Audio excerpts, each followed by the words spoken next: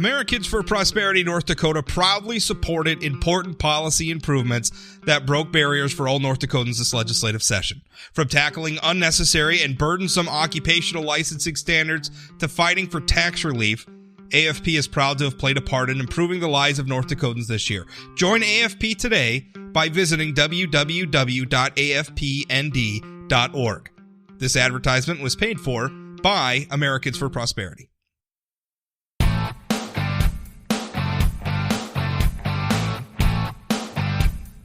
Welcome to the Plain Talk Podcast. I'm the host, Rob Port. State Representative Scott Louser joins me later in the show to talk about some of the complaints about the ethics legislation that the legislature passed earlier this year. Now, of course, the legislature was responding to voters passing Measure 1 on the statewide ballot. Measure 1 creates an ethics commission, puts in place some new requirements for reporting and transparency.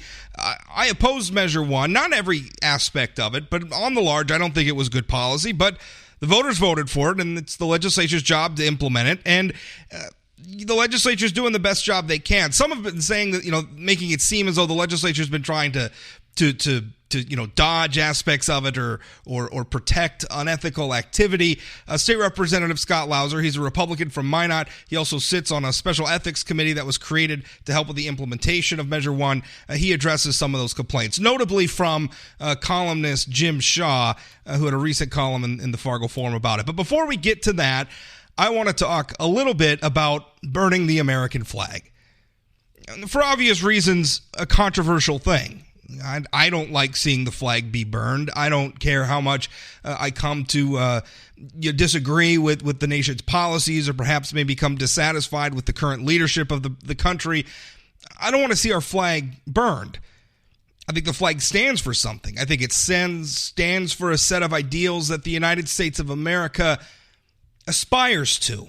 It hasn't always achieved, mind you, but aspires to. I think it's a good thing. I see the flag as an aspirational thing. It's a symbol of what we're trying to do, imperfectly.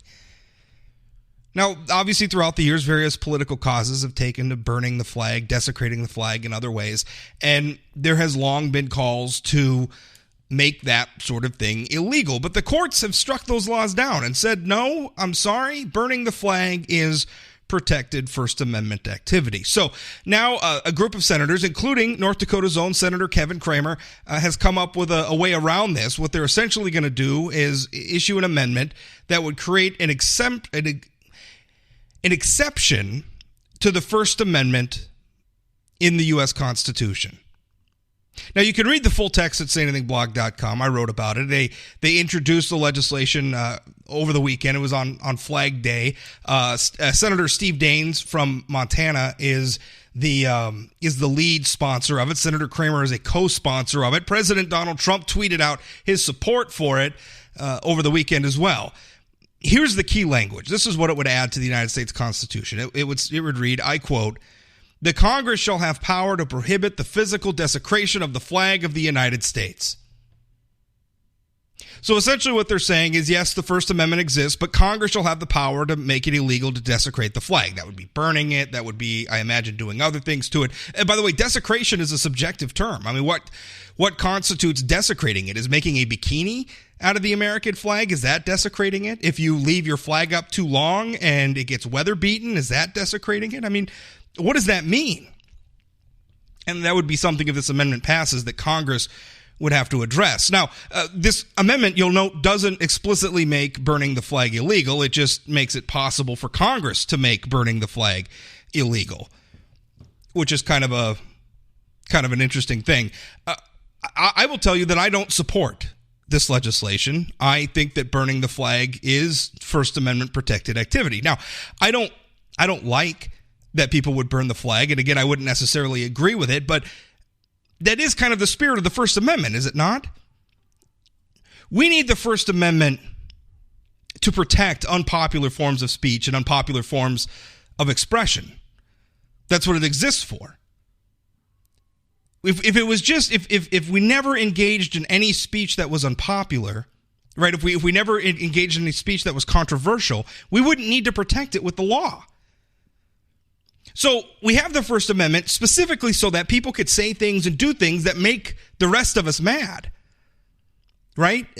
And specifically make most of us mad, because that's what speech is in the most jeopardy, right? If you're saying something that's controversial, but only like 20% of the public disagrees or doesn't like it, well then that speech is not really in danger, right? Because there's no political majority in favor of it. But if you say something or do something that 95% of the population dislikes, well, that speech is probably in jeopardy, because that 95% of the population, well, they have a lot of political power.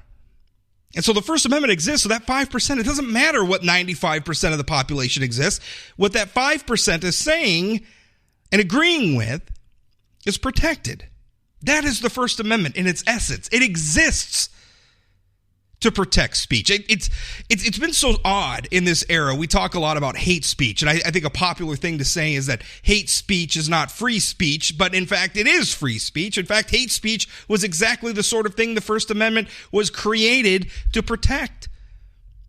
It exists for that very reason. If the First Amendment only protected speech that most of us agreed with, we would not need the First Amendment. There would be no point to it. And so when it comes to burning the flag, yeah, I would say that most Americans probably don't like burning the flag. But if we mean what we say with the First Amendment, if the First Amendment is what we want it to be, then it has to protect burning the flag. And by the way, I kind of like that it protects burning the flag, because what better example of our dedication to the First Amendment, what better example of our commitment to the values represented by the flag than to allow it to be legal, not necessarily condoned, not necessarily liked, but legal to burn the very symbol of the freedom that allows people to burn the flag. Here's what worries me. If we make burning the flag illegal, then I think we're undermining what the flag actually stands for. In some ways, burning the flag, or I won't say burning the flag, allowing the flag to be burned, I think that's the more accurate way to put it. Allowing the flag to be burned, in a lot of ways, is a very patriotic act. If you allow the flag to be burned, you are, in a lot of ways, standing up for what the flag stands for. That's a good thing. That's what we should want.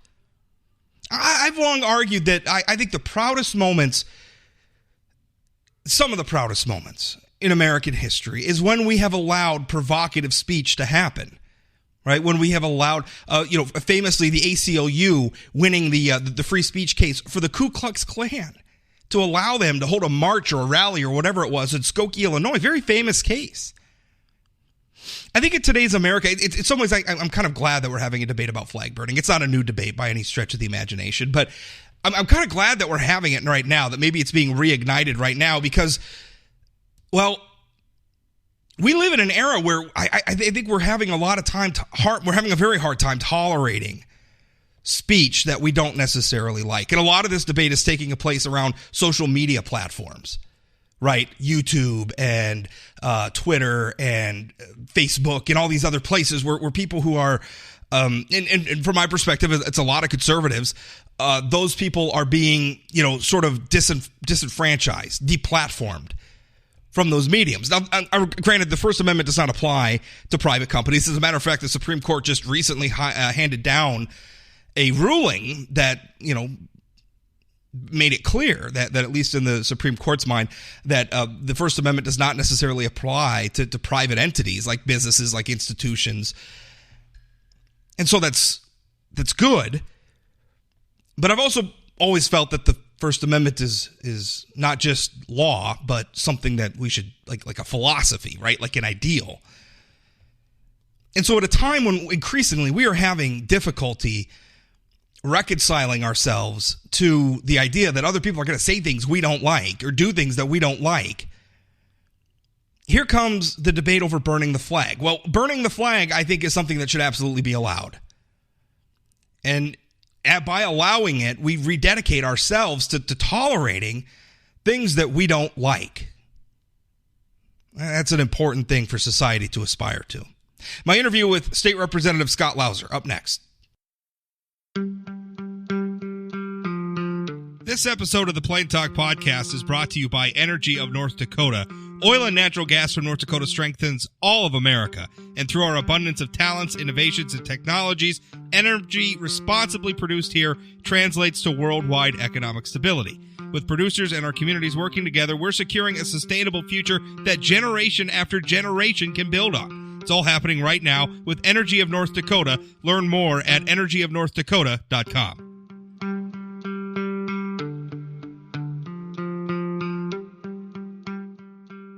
State Representative Scott Louser joins me. Scott is a Republican. He represents a Minot area legislative district, and he also serves as the vice chairman of the House Special Committee on Ethics. Now, it's a special committee because it was a committee formed to address Measure 1 that passed during the 2018 election cycle. You'll remember Measure 1 is a constitutional amendment that created an ethics commission. It also created new ethical requirements. And there's been a lot of politics around it, with a lot of people accusing the legislature of trying to water down Measure 1 or whatever. I will admit I did not like Measure 1 when it passed. I don't know that some of the provisions were necessary. I think others were misguided. I think in a lot of ways, and Scott's not here to talk about the motivations necessarily, but I think in a lot of ways the measure was motivated by a group of people who have not been doing a very good job of winning elections in the state of North Dakota, who are looking for a weapon to politicize to maybe help them win more elections. So I am not a fan of Measure 1, but it is the law of the land, and thus it is the legislature's job to implement it. And the way it's being implemented is being met with some pushback from people who are suggesting the legislature is just trying to skirt some of the requirements that the voters put in place. Here to talk with me about that, Scott. And Scott, you wrote a letter to the editor about this recently, responding to a column by Jim Shaw, which said, well, his headline was "The Unethical Implementation of the Ethics Measure." Tell me a little bit. I mean, why do you feel like the public feels this way, or at least some people in the public feel that the legislature somehow, like skirting around or not implementing the spirit of what the public wanted? Well, Rob, thanks for having me. And I wrote the response to the editorial because there were 4 points made by the author, and none of the 4 were accurate. And so I don't know that it's even true to say that the public thinks this is happening. They're being told by some in the media. But I addressed all 4 points in my response that were inaccurate by the editor. Well, one of the things he was talking about was I guess he's describing it a loophole larger than Russia. Essentially, it's a reporting threshold for contributions. He's saying basically the legislature pinned it at $500. He's saying that's a big loophole. Your response to that? Well, that's not accurate. The $500 is a reporting requirement that we as legislators have to report individual contributions that accumulate over $500 in a 48-hour reporting period prior to the election. We didn't touch that. That was not addressed. What I think he was trying to refer to is the current reporting requirement of $200. That's the threshold. And what the Constitution says was $200 adjusted for inflation. So if you think about this, at some point in the future, somebody's going to have to determine an inflated value over $200 that's going to meet the minimum threshold to report. Now, what the House wanted to do, and ultimately we did not do this, we wanted to leave the threshold at $200. If that adjusted for inflation threshold went up, say, to $225, reporting any contribution of $200 would be more transparent than $225. What we ultimately settled on in the legislation with the Senate was increments of $10. So if the Secretary of State determines that the inflated value is now $211, then the new reporting threshold would be $210. We didn't adjust any of the threshold reporting requirements that were already in place. It made no sense when the discussion was a loophole larger than Russia. We didn't change those thresholds. So that didn't make any sense. I don't understand why we're adjusting for inflation anyway. I mean, from a transparency point of view, if you want more donations to be reported, as inflation goes up, a $200 contribution is worth less over time because of inflation, right? $200 just doesn't go as far. So $200 over time becomes a smaller amount of money in relative terms. So why adjust it for inflation at all is what I'm not understanding. Over time, you're going to end up probably getting more contributions reported anyway because you're not adjusting it for inflation. Well, that's the question that was debated when we were going through these committees. Here's the difference. The Constitution, what the voters passed and what we're accused of changing, said adjusted for inflation. So even though we felt that we were probably in the right to not have adjusted for inflation because the reporting threshold would be lower, therefore more transparency, we ultimately chose to go with what the Constitution said, and we adjusted for inflation. That's what the voters passed. That's what the authors of the measure wanted to have happen. So that's what we did. Another thing that he brought up was he described them giant loopholes passed by the legislature regarding gift giving. Measure 1 bans gifts from lobbyists, but obviously, the legislature had to do some things such as, who is and is not a lobbyist, for instance. So he's saying this is another loophole on gift giving. What's the truth? Yeah, that one. So gift giving was banned by lobbyists. They failed to define what a lobbyist was, so we defaulted to what a lobbyist is in the Century Code.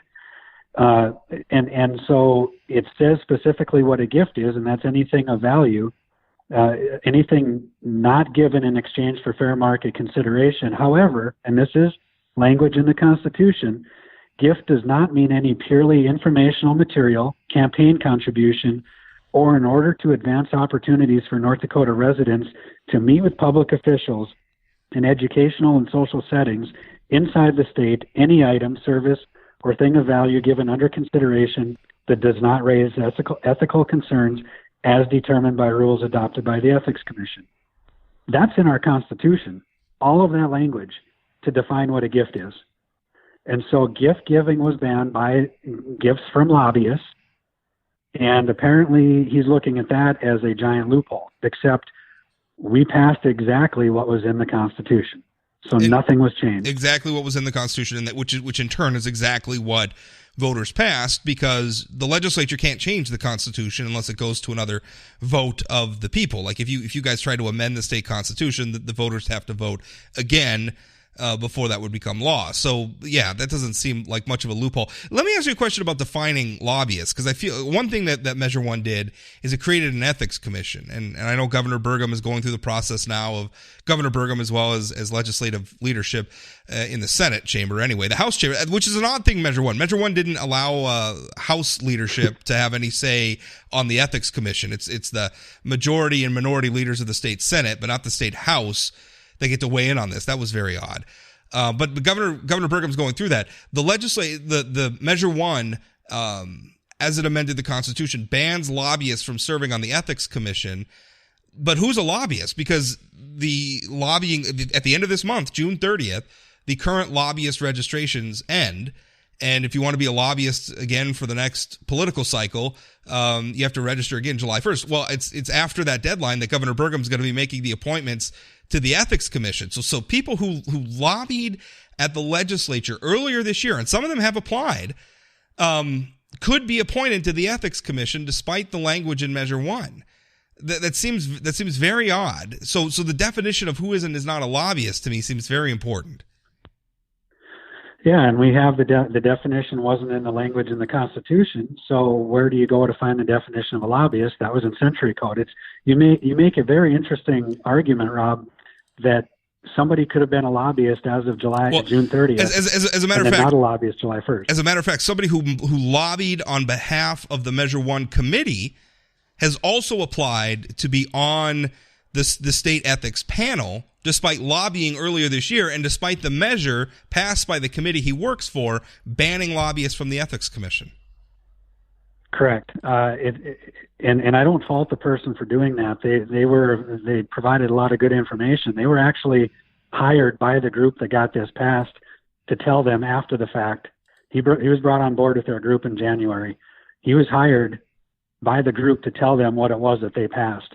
And oddly enough, or ironically enough, at least 3 of the principals in that North Dakotans for Public Integrity group registered themselves as lobbyists for their own group, their own incorporated group. So they were saying the lobbyists are bad, and then they became lobbyists themselves. Yeah, that's it's kind of ironic. And also, I mean, lobbying, I realize it's a loaded term and it gets thrown around a lot and people turn up their nose at lobbyists or lobbying. But I mean, really, if we use a very general sense of the term, if I'm, I'm one of your constituents, Scott. I live in your legislative district. And so if I wanted to, get you to vote a certain way as a citizen of North Dakota, and I sent you an email saying, hey, look at this bill, this is how I think you ought to vote as my representative, in a way, I'm kind of lobbying you.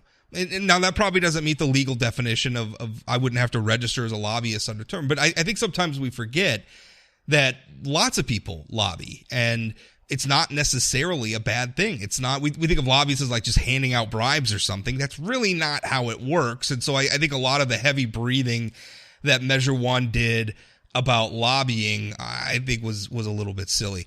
Another thing that Shaw brings up, he says in his column, I quote, lawmakers have shamefully voted that the names of whistleblowers can't be kept confidential. Now, I don't think there's anything shameful about that at all. I could tell you, as somebody who is in the public eye, if somebody's going to accuse me of something, I hope that they would be willing to put their names to it, because otherwise what you're creating is the perfect mechanism for abusing the ethics apparatus that Measure One created for political purposes. Because otherwise you could just have, the chairman of the Democratic Party file an ethics complaint against every single Republican legislator. Then what? I mean, at some point, if we know that it's the chairman of the North Dakota Democratic Party, well, then maybe we can weigh that in terms of the accusations that he or she is making. Well, our Constitution, the federal Constitution, provides due process. This was a contentious issue between the Republicans and the Democrats, ultimately in the House, and the Democrats chose to vote against the implementation of the House bill, specifically because of what they said was not allowing for confidential whistleblower protection. Now, I did a lot of research on this, and well over 90% of the money that came in, and well over 90% of the people that contributed money to amend North Dakota's Constitution came from out of state. And I question why so many people were interested in amending this Constitution and not having to live underneath it. So certainly it wasn't just anybody in North Dakota. That was the argument made on the floor. This is anybody in the world that could lob a complaint and hang up the phone and force the Ethics Commission to investigate. Therefore, that person is considered, quote, under investigation, without ever knowing what the charge was, without ever knowing where it came from. And unfortunately, that became the sticking point between the two parties. And we provided due process in this law. And we're going to require anybody that wants to level a complaint against somebody that they identify who they are and what the complaint is. Absolutely. And, we've had this debate in the criminal justice system as well, where we have things, people making accusations for, like sexual assault accusations. Now, obviously, if you really were sexually assaulted, that's a horrific crime. And I can understand how difficult it would be to stand in court and confront the person who did that to you if it happened. But the thing is sometimes accusations are false. Sometimes, it happens. I'm not going to say they're anything approaching the majority of the time, but they do happen. And in order to reach justice, we have to be able to scrutinize the accusations being made and the people making them. That's part of the process, and we protect that. In fact, it's in the United States Constitution. The right to confront is in one of your guaranteed rights in the Constitution. Now, this ethics process, it's not a criminal proceeding, so we don't necessarily have to have that level of due process. But why wouldn't we? We're dealing with people's reputations. We're dealing with, the people who govern, who make the laws and the policies in the state of North Dakota. Why wouldn't we want to set the bar high? I don't think that there's a problem with setting the bar high. If it's a solid beef, right? If it's a real complaint, then somebody shouldn't have a problem putting their name to it. Well, of course, if they're going to take the effort, take the necessary steps to file a complaint, certainly it's easy enough to put your name to it. Yeah. And also, facts are facts. I mean, anybody could file a complaint, right? Is that Correct. My understanding? Okay. So if I had the information, I could turn the information over to a friend or an attorney or somebody like that and have them file the complaint and have them provide the information. If I'm so worried about myself, being dragged through the mud, there's still ways that you can get around doing that where the information gets out there and the complaint is filed. This isn't as big a deal as he's making it out to be. No, not at all. I think that everybody seemed to logically understand that if there's going to be complaints filed, they should not be anonymous and have whistleblower protection where somebody can just call from out of state, file a complaint, and hang up the phone, and an investigation begins. The last claim he makes, he writes, I quote, "Because the ethics measure is a constitutional amendment, the lawmakers had no right to change it." This is, first of all, this is ludicrous on its face. The legislature cannot unilaterally change the Constitution anyway. Any change to the Constitution has to be approved by the voters. As a matter of fact, we're going to have, I guess I don't know that we're going to have, right now we have being circulated petitions for a ballot measure that would amend the state constitution, that would limit the legislature's ability to amend the state constitution, or at least one portion of it dealing with initiated measures. Now, I think that's silly because their goal is, well, we want to protect the initiated measure process from the legislature. Well, the legislature can't change the initiated measure process, at least as it's enshrined in the Constitution, without a vote of the people. So really what you're doing, if that passes, is protecting the people from being able to vote on something that the legislature puts in front of them. And so the same here with Shaw. He's saying that the legislature changed Measure 1. Well, no, they didn't. The legislature implemented Measure 1 as allowed by Measure 1. I mean, it was designed that the legislature was going to have to do some level of implementation. I mean, even the supporters acknowledge that. So to accuse the legislature of changing Measure 1, A, is not factually accurate because the legislature can't do it by themselves anyway, and B, is ridiculous because by design, the legislature was supposed to implement Measure 1 the whole time. Yeah, I think there were 6 portions of that measure that required the legislature to act. And you're right, you mentioned this earlier, the legislature can't change the Constitution. The voters have to vote on it, whether it's an initiated measure or something that the legislature puts on the ballot. One other thing that is, well, we can continue with that, but I think that it's fascinating that they say that the legislature had no right to change it. The legislature has never had a right to change it. Yeah. Well, and I should say the legislature has every right in the world to legislate. Like if the legislature wants to offer up proposed amendments to the Constitution, then the legislature should. I don't understand, it's the Fargo Forum pulled this as well, where the Forum editorialized against Measure 1 when it was on the ballot. But when it passed, now all of a sudden the Forum said, well, it's the will of the people. Well, I don't know that that's the case. The legislature is not allowed, like this legislature that just concluded, could not pass a law and say no other future legislature can ever touch this, right? We don't do that because all future legislatures need to be able to change the law. Right? I mean, as time moves on, the law needs to change. That's why the legislature meets every 2 years. That's the whole point of the process. So essentially saying, because the people in 2018 approved Measure 1, it's now gospel, it's written in marble for all time, and nobody else can ever change it. That's ludicrous. And there's very rare is the public policy that goes into place that doesn't over time need tweaking or changing or reconsideration. It's ludicrous to carry on that way. And essentially what he's making is a political argument. Jim Shaw is a left-wing commentator. He doesn't like the Republican legislature. And so anything that the Republican legislature does, in his point of view, is going to be invalid. Well, that's my opinion. That's my opinion. Yeah. I know that's not necessarily yours. Yeah, I can't even say that I know Mr. Shaw. Just in reading this on its face, none of the points that were made sense, and that's why I responded. There was a lot of debate, and we created a special committee on top of everybody else's duties just to hear a House bill and a Senate bill, and then try to reconcile those. Not only did we pass the bill, we also have a study in this interim that's assigned to the Judiciary Committee, the interim Judiciary Committee. I would hope that anybody that wants to editorialize on this would show up at those hearings, because we're going to hear. If you recall, when that passed in November, there was a lot of push at the end of the year leading into the election. We've got to do this. We've got to hurry up and get this done. This is important. If you read the language, much of that constitutional amendment doesn't go into place until after the next election. And if you think about who's on the ballot in the next election, we've got a president, we've got a governor, we've got half of the executive branch and half the legislative branch that's up for re-election, and most of this stuff doesn't even go into play until after the next election. So even that was frustrating, trying to get people to give us answers answer our questions. We want transparency, but if you go to the Secretary of State's website and you look at what that group reported, their sub-contributors under the old system, they did it wrong. They were told by the Secretary of State it was done wrong, and they submitted a second amended report, and that was wrong.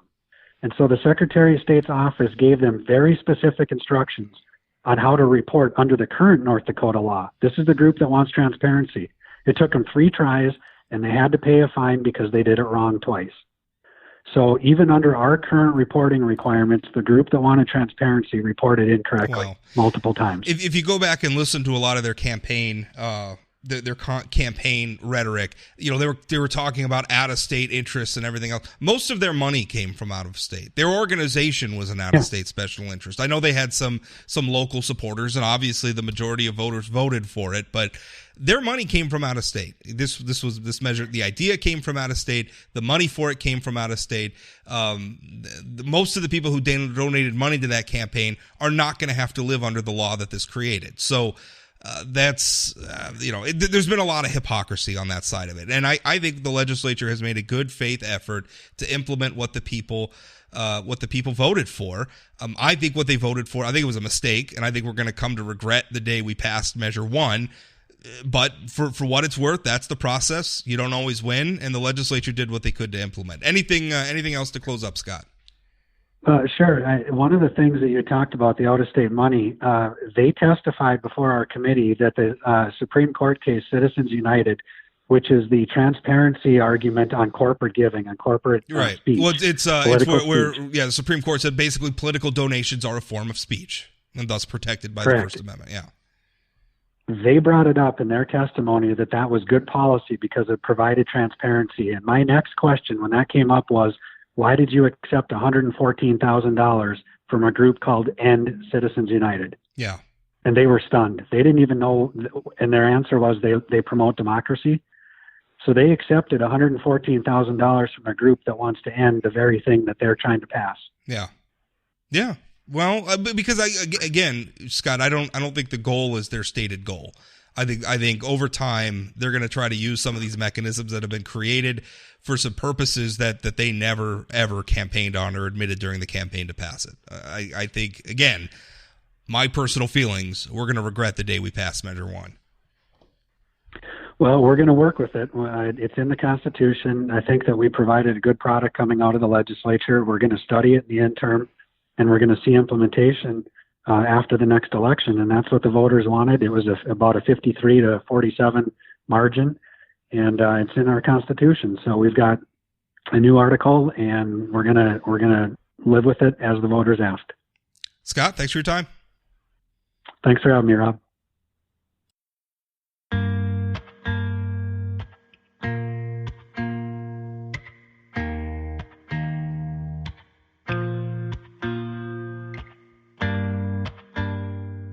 That's it for today's Plain Talk podcast. Remember, new episodes come out most weekdays during the summer. We're on a little bit of a summer schedule where I'm not releasing new episodes on Mondays. I will put up audio from my radio appearance with the Jay Thomas Show on WDAY. But outside of that, the other 4 days of the week, new podcasts going up right away in the morning. If you ever have any feedback on the show, email me, rob@sayanythingblog.com. You can also follow the show, the blog, my print columns on social media. Just find me, Rob Port, on Twitter or Facebook. Say Anything Blog has Twitter and Facebook accounts as well, so follow all of that. If you do follow me, say hi, because I like it when people say hi. Also, remember, you can use the email account to send questions for my weekly guest, Senator Kevin Cramer, Congressman Kelly Armstrong. If you have questions for them, you'd like to hear them answer, send those in. I appreciate it. We're getting more questions all the time, so I really appreciate everybody who's been sending those in. Also appreciate everybody who's taken the time to rate and or review the podcast on whatever platform you're listening to this on, whether it's Apple Podcasts or Stitcher or something like that. Every new review really helps out, and I appreciate all the kind words that everybody's written as well. Thanks for listening. We'll talk again.